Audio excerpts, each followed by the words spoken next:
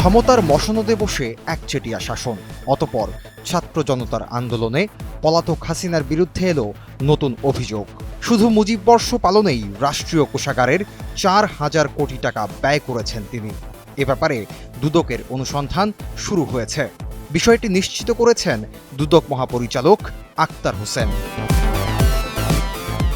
দুদক সূত্রে জানা গেছে, মুজিববর্ষ পালন ও 10,000-এর বেশি মুজিব মুরাল নির্মাণের অভিযোগ ক্ষমতাচ্যুত সাবেক প্রধানমন্ত্রী শেখ হাসিনা ও তার বোন শেখ রেহানার বিরুদ্ধে, যা অনুসন্ধানে 7 সদস্যের কমিটি গঠন করেছে দুদক। ইতোমধ্যে বিভিন্ন দপ্তরে রেকর্ডপত্র সংগ্রহের জন্য জানানো হয়েছে। এখনও যে রেকর্ডপত্র পাওয়া যায়নি, সেগুলো পাওয়া সাপেক্ষে আলোচনা করে কমিটিতে যারা আছেন তারা প্রতিবেদন উপস্থাপন করবেন। সেই আলোকে ব্যবস্থা গ্রহণ করা হবে।